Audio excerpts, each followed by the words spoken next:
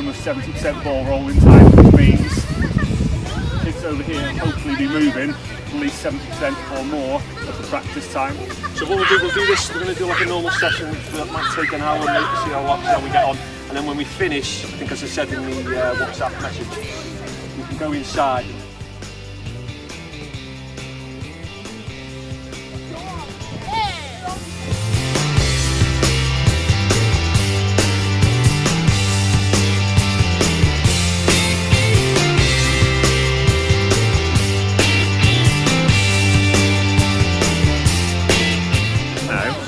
And then any time we stop it, and I'll try and stop at 8:13, so we've had like an hour session, and if I stopped it loads, so about half an hour, I'm at 50%, so we'll hopefully at the end of it see how much talk, how many times we stopped it.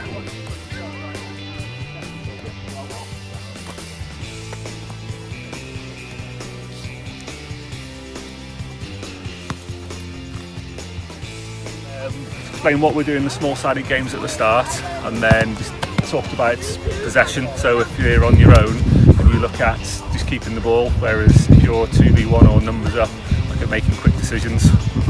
Aim to start with is just get them moving, get them going straight away into little games. So on a cold night, if you come down here, they're moving straight away, everyone's playing, and then in the game, it's giving them that little bit of ownership in their own games as well.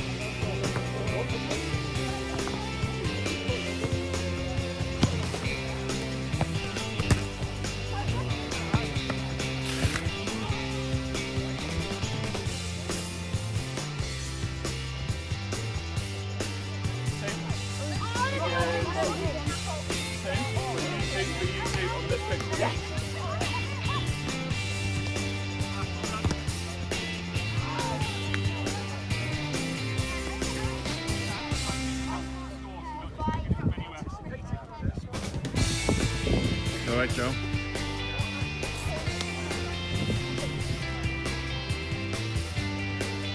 Working out in 1, 2, 3, you're going to play 3. So half a pitch, a line of cones down there where the goals are either side. No goals though, so you've just got to keep possession in your half. You're going to do exactly the same on this half here. So it'll be orange versus greens, halfway line here and there. Okay, so I don't want to see any scoring goals. What I'm looking for, this way, is when you've got possession, as a team, what should we be doing to keep possession? Passing, what else though? So if you've got the ball, what should I see from you two? Yeah, getting into space. So the person on the ball, looking for your decision, can you find the player on your team in the most open space?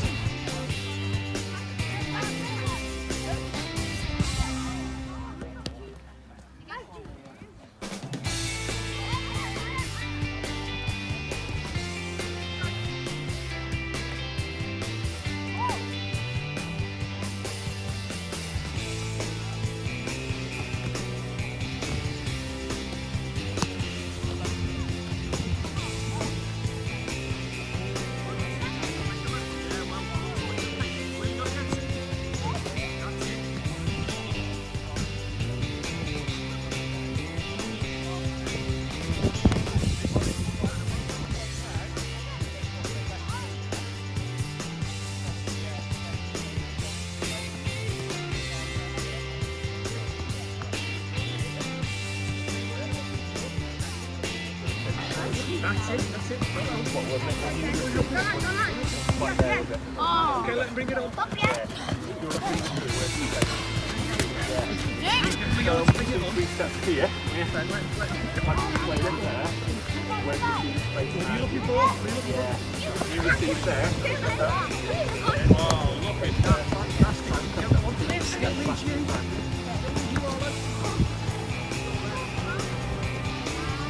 So when he's got the ball, what do we need?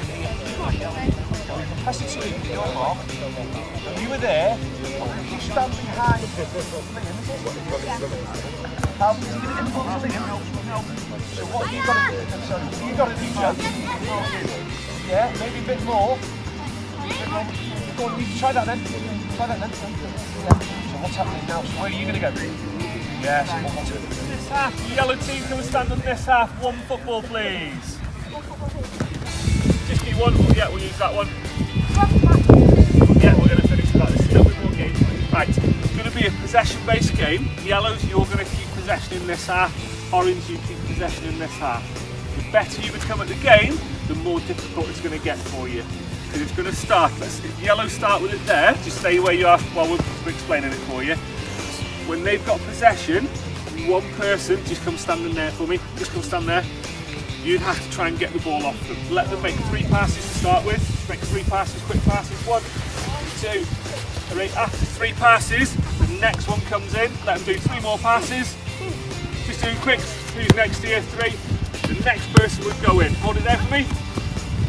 So every 3 passes, 1 more person comes in. If, just go stand in there for me. You've made a pass here. Let him intercept it. Let him pass. Do a bad pass, he intercepts it. If you win it, you can either dribble it back or pass it across. So let him pass it across. Super. Where the orange is going now. You go back in there, you keep possession in there. Yellows, what do we do? 3 passes and they make 3 passes going. Every time they make 3 passes. Yeah, one person goes in to start every 3 passes and send another player in. Right? When you keep in possession, just like we talked about, make your pitch as big as you can. Don't be stood on the line waiting to go in. If you win the ball back, you need to keep possession in your half. So 1 or 2 will be waiting here, the rest of you stay spread out. Alright, team, ball to me. Team with the most space gets the ball first. First and in, off you go. 1, 2, 1, go. 1, 2, 1. You lot can count it, I'm not counting for you. Well done.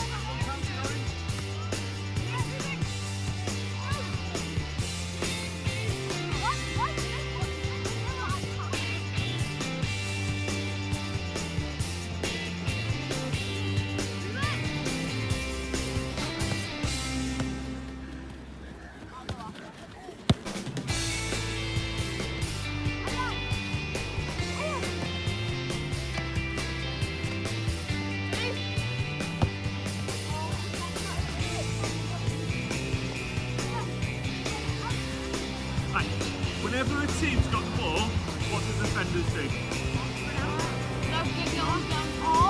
Yeah, you all keep coming to the ball. If you're attacking, the team in possession like the yellow screens now, use your space. Have a look around, no one move. Where's the space now? Where's who wants to get the ball? Yeah, that happens. So 1, 2, 3, 4 orange, right in front of the ball. So as a team, yellow screen, you need to try and stay spread out. You want to try and get the ball on the other side.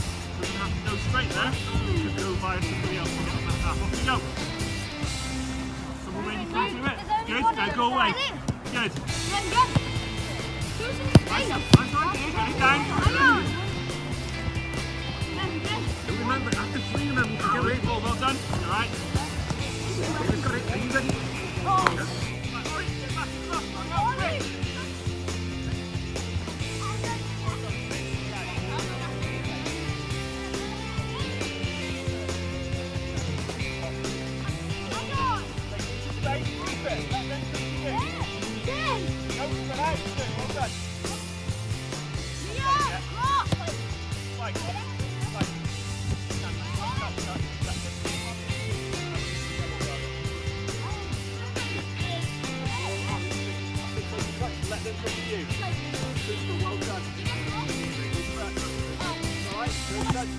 Back. Yellow's your back half. Defend your half for me. I'm standing there. So, same game. in terms of keeping possession. Can, he's got the ball. Running down that one for me. Right. Thanks. First off, really well done keeping possession. Leave that one there. If you can, 1, 2, 3, 4, just stand in that half and go a little bit closer to the goal for me. Yeah, just 4 for now. Right. Now, the yellows are doing a fantastic job keeping possession. If you've got possession now, I'm going to allow you to decide when might be a good chance to go and attack. If they've got 4 orange in there, is that a good chance to go and attack? Yeah. Good Yes, attack. because they've got less defenders. Yeah, if they've got less defenders in there, that might be a good chance to go and attack. So if you keep possession, get a few defenders over, try and decide when's a good time now to go and attack them. We'll play, keeper's got it, he's got to roll it out. I love that, thanks. Team with the most space gets the ball. Well done, orange. Yeah, we'll swap those round. 1 yellow, let's go win it. 1, that's 2.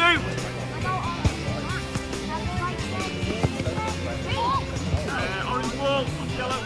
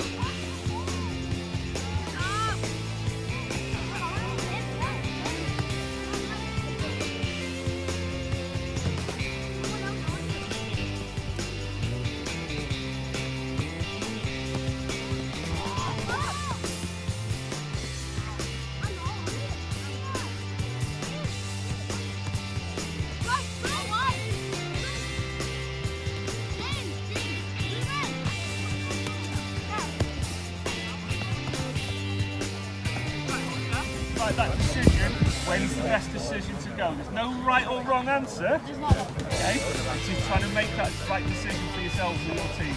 If you wanted to go one on your own and get through and you did it, fantastic, well done. Alright, think about what chance of success have you got. Try and get more of your defenders over there as well. Right, off you go, keeper. Give you 1 yellow in there, 1 yellow to start and then build it from there. 3 strike guns. Keep it, find the space. What's up first?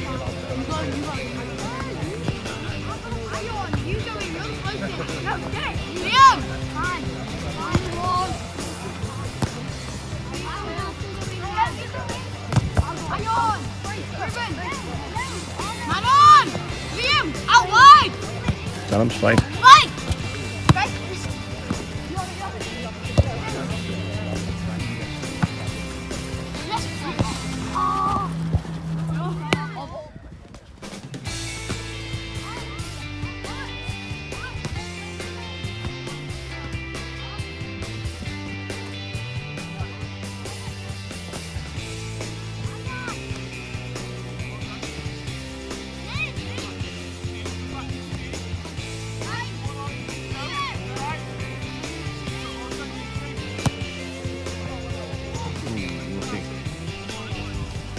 One or 2 defenders, just put your foot on it.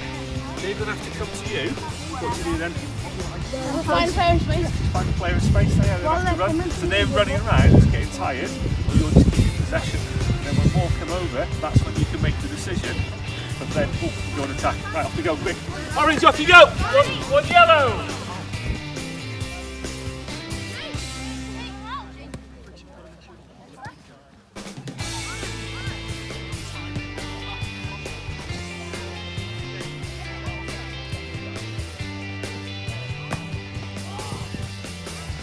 Carry on, carry on. Carry on.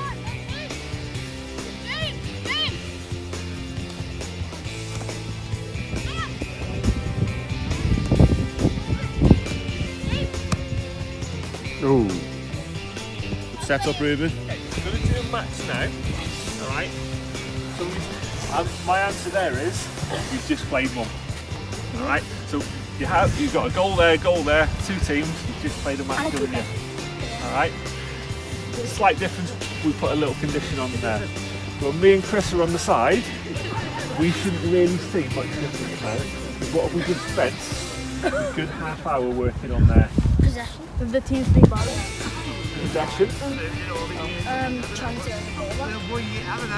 I agree with you, defending. We're working on the possession attacking side. passing. Yeah, passing and moving and making that decision to do what? What was that game about then at the end? Finding space. Finding space, but when to do what? Finding space and go. When to attack. Yeah, when to attack. So keep possession, but decide when to attack. Like in that game, there's no right or wrong time to attack. Right? Some of you say, oh, you've got to do 3 passes of your 12. 3. Alright. If it's on, it's okay to attack. If it's not, that's when try and keep possession. If you're keeping possession in your half, what are the other team going to come and do? They're going to come and push. Come and try and get the ball off you. So more of them are there, there's more space there. So you've got to judge when's the right time to go and transition or attack their space. When's going to give you the best time to go and score a goal. Alright, so hopefully you're not going to see too much difference, because what you've done there is some really fantastic stuff. Keeping possession, having the ball in there, bringing it back, doing little passes, going back and going taking a shot or a goal. We shouldn't really see too much difference. Okay? Right, team in the most space will get the ball. Big go. Wait, you're not. Now I'm good.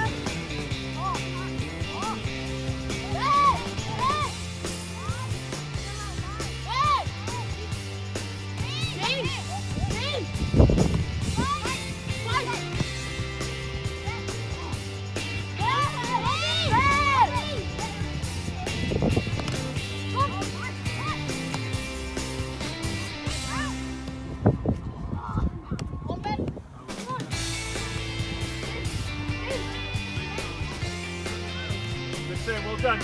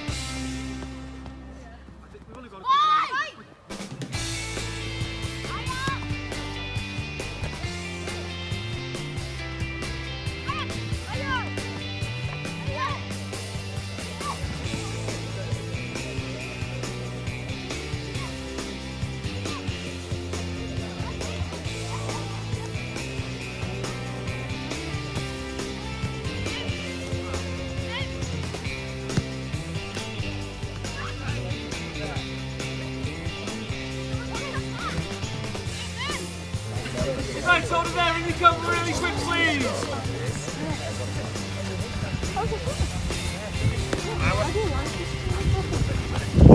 Right, you believe them or not? Right, first off, really well done, all of you. I'll give you that one. All right, really well done. What things have we worked on there? Right, think of what we did at the very start to what we finished with. Passing, possession, so lots of possession. What about when we're in the little small-sided games at the start? Some of you are on your own.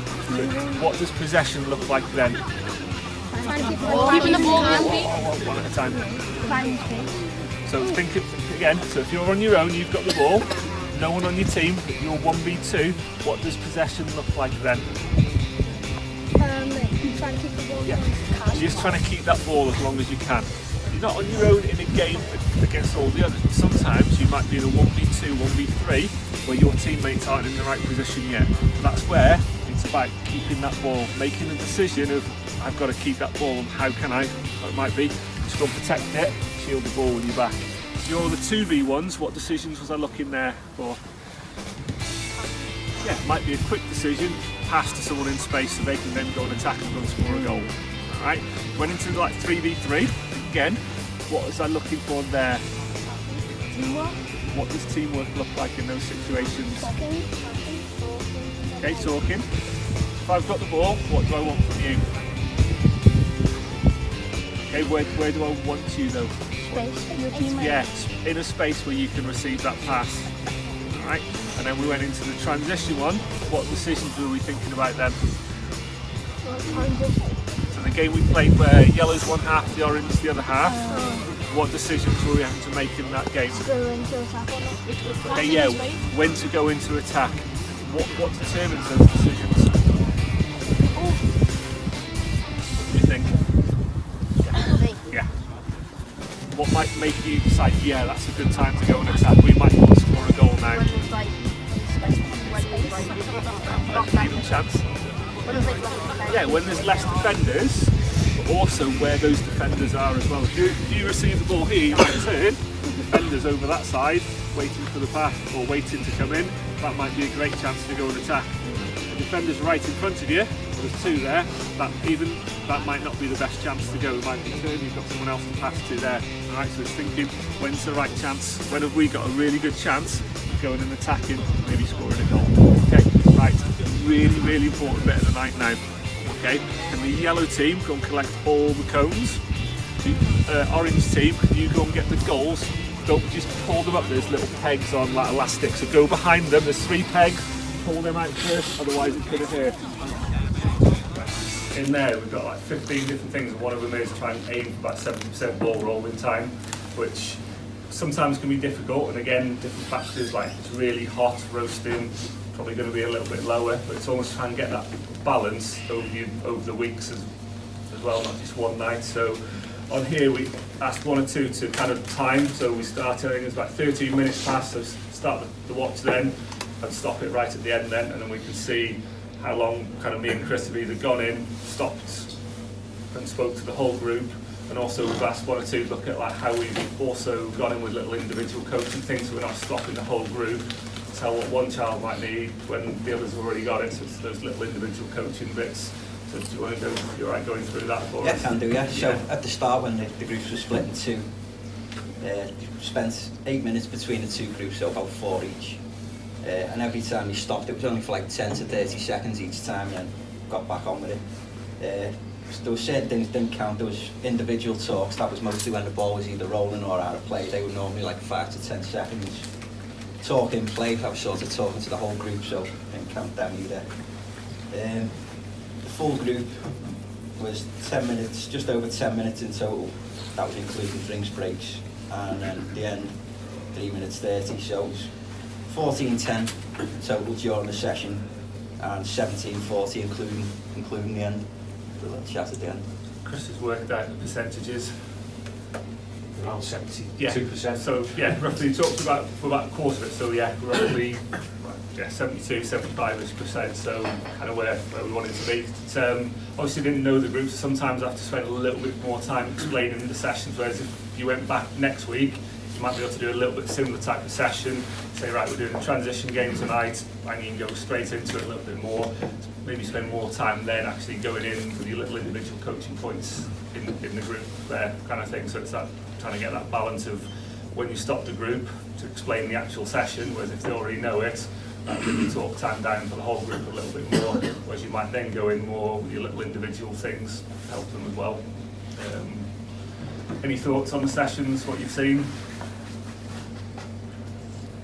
Useful? Good. Thanks. Good. When you had the other team come running in, and there's only one player in it at a time, Yeah. was that timed or was that how many touches did the team? It was based on touches, so it's every, so he's out there, so it's a grassy pitch, one team in one half, one team in the other half, it's 6 on one team. They could send one defender over, we said every 3 passes, another defender goes over, so it's basically the better they get, the harder the game's going to get for them. And then at the end, when we moved that on, where it looked a little bit more like a game, we allowed them the decision of, well, you might be keeping possession in there, they've got 4 defenders in there, is that the right time? Well, it is, you can go and transition, you can go and attack, go down the other end and go and score. If not, it's okay to keep it in there. And we said, look, when we went into allowing them to do that, did it really well sometimes. They'd have it there, they'd actually go back and then send the pass that way.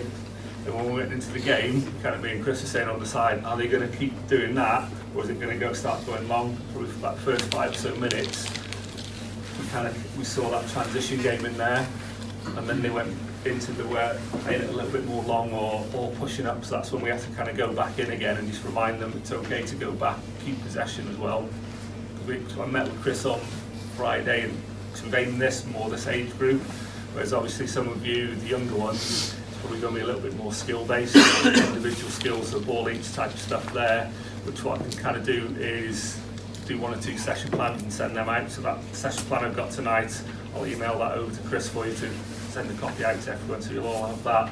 I can talk to Chris, maybe do another night sometime in the future where the focus isn't so much like on the ball rolling time, it's more on the actual loads of different games for you lot. So it can be show you 5, 6, 7 different games, progress through them really quick. So you've got a load of different things to go away with and use in your sessions as well. My role with the club here is basically you get me for about 50 hours for the season, where I can come and help put loads of CPD events on like this. We can do quite a few of those. I talked with Chris about helping certain individuals who not just help them, but they hopefully can come and help you in your sessions as well, to kind of maximise the impact of me being with your club for this year. What kind of help, support do you kind of want as a club really?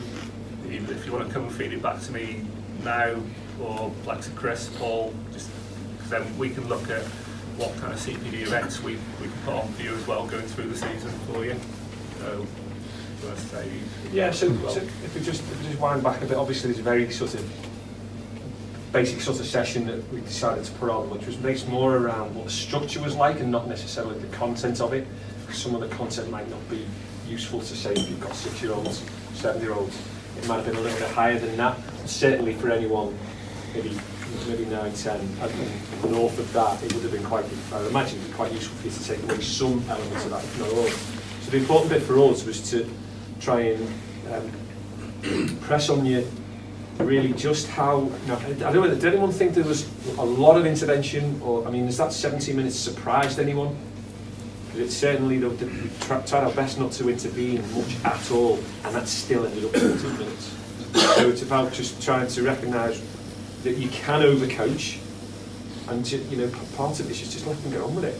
Put them in a game. So the arrival activity, if you notice, okay, there was a little bit of a stop at the beginning, but what we're suggesting from a training point of view is when you arrive, you should have that. If you're in a cage, you've kind of got that set up with the 2 goals either end, and where we had the pop-up goals, you could just put orange cones, so you could actually have 3 matches going on in a cage with all you have to do, put 4 cones out.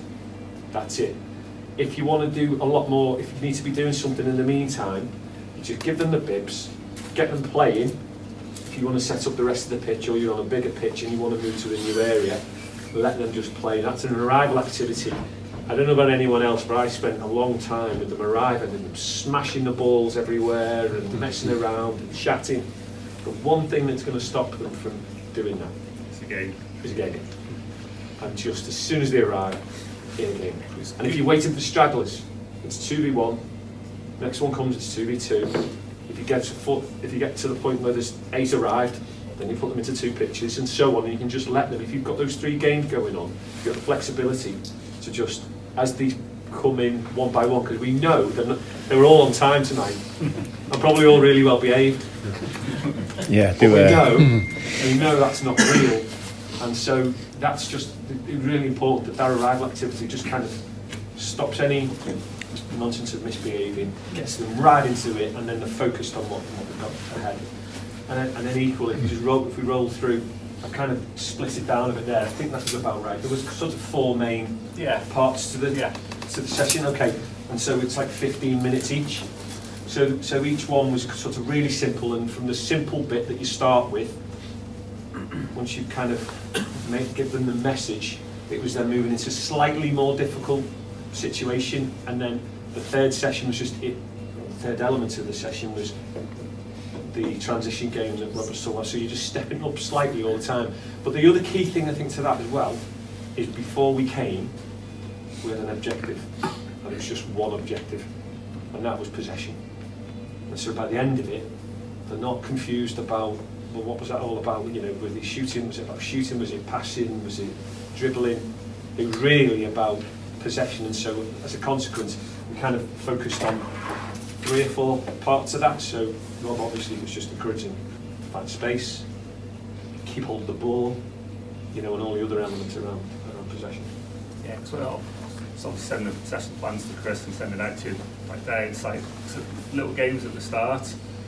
Obviously, I've probably spent about some of the time, probably 2-3 minutes, or possibly a little bit more, explaining it to them. Whereas if you use that every single week with them, or have 2 or 3 like warm-up things, say, oh, we're playing tag tonight, we're playing little small-sided games, they'll kind of know what it is, so they can just jump into it. So you don't really need to explain it then. Explain when we're doing the 1v2s. If you're on your own, what does possession look like for you? Well, it's keeping the ball, shielding it. So the success for you is you maybe stop the other one scoring by not giving it away. If you're 2v1 or more against less, your possession there, I'm looking a little bit more your quick decision making. You make a quick pass and off you go, score quickly. Just swapping and letting them know what success looks like in those little games as well.